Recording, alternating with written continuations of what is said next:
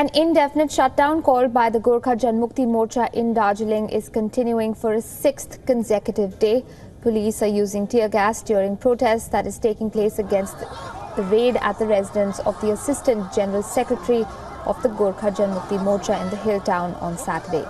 Riots and arson attacks in Darjeeling last week left at least 12 people injured, and thousands of mostly Indian tourists packed their bags and fled the hill town. The GJM and other local organizations are demanding new state of Gorkhaland in the hill region. Now, as of now, parts of West Bengal are seeing life coming back to some sort of normalcy, but there is a standstill there due to the acute dearth of food. For the people of Bengal, the unrest in the hills is a reminder of the turbulent 80s when the Gorkha National Liberation Front took to similar tactics during the demand for a separate state. The signing of the Darjeeling Hill Accord in 1988 and the subsequent formation of the Gorkhaland Hill Council restored peace in the region. The GJM was formed in 2007. It has not only revived the demand for Gorkhaland, tensions have also risen over a recent decision by the West Bengal government to introduce Bengali language in hill schools. Indigenous Gorkhas in the region, who mainly speak Nepali, are furious. This has raised the stakes for the Bengal Chief Minister Mamata Banerjee. Language being an emotive issue for the GJM, it capitalized on Banerjee's pronouncement. The West Bengal Chief Minister later clarified that her proposal doesn't include the local schools in Darjeeling and adjoining areas. WION's political editor Kartikeya Sharma joins me on the phone line for more on that story. Kartikeya, this can't be good news for the West Bengal government. The scenes there of absolute chaos. Has Mamata Banerjee misread the anger in the hill town? You see, this is absolute harakiri, and it's very, very ironical that Mamata Banerjee had been talking about respecting the subnatural feelings or feelings of ethnicity, feeling of language, feeling of cultural differences, or the feeling of food differences. Mamata Banerjee herself could not gauge the fact that the country was first organized on the principle of linguistics. It was not organized on the principle of caste. It was not organized on the principle of ethnicity, neither on religion. It was on linguistics that the states were divided.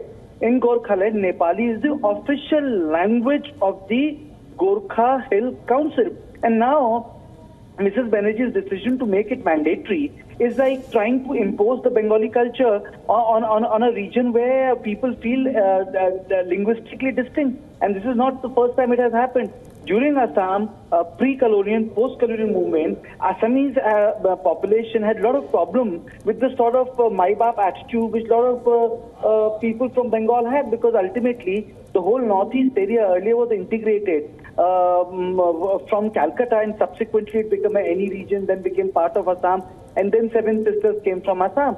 But the issue is larger here, that the states also should realize that when they talk about preserving differences, they must honor the commitment within the state also. And I think that's where the political harakiri has been committed.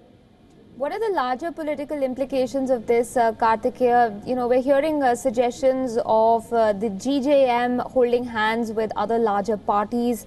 Is there a sense of them getting a push from the behind in order to carry out this sort of staging of this sort of morcha, if you will, in the state? You see, it's also, competitive politics. The fact that Bharatiya Janata Party had also supported the Gorkhaland issue and the commitment towards Gorkhaland, which is part of the manifesto, and because of which Jaswant Singh became MP twice from the Gorkhaland Hill Council, they also played a part in it. They tried to control it, like Congress Party, desperate to come to power in 2004, had in line with Telangana Rashtra Samiti, and in principle recognized the mandate for a separate state of Telangana, and they couldn't control it, and see the way Congress has been completely ruptured. But that's a big state. The issue is that JJM areas are very small, but then they have enough potential to destabilize the politics of West Bengal. Okay. For one simple reason, that JJM areas are very, very volatile because they're ethnically, linguistically very different from Bengal. So, if you don't have a reconciliatory position, you can have months of bans at end. It's like Manipur, Aisha. Okay, what are the options then in front of Mamata Banerjee? We've always known her as a firebrand politician, Kartikeya. It's not going to be easy for her to take a step back, is it? Nothing. She has to ensure that the Bengali is not imposed. on the people who don't want to learn Bengali. But hasn't this gone beyond that already? It has already gone beyond that, but the issue is that Mamata Banerjee has opened a Pandora's box. It is like when Chidambaram said, well, we look into the demands to please break your fast. He opened the Pandora's box. So the Pandora's box has already been opened. So the larger issue is that Mamata Banerjee needs to meet the people and make right noises, Aisha.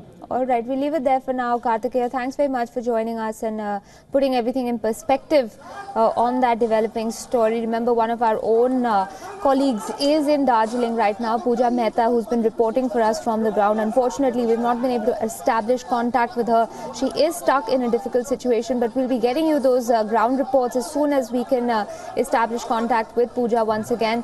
Again, I'd like to remind our viewers the vehicle of our sister organization, Z Media, was damaged by protesters. It was set ablaze. One of the reasons why we're having difficulty establishing contact with Pooja.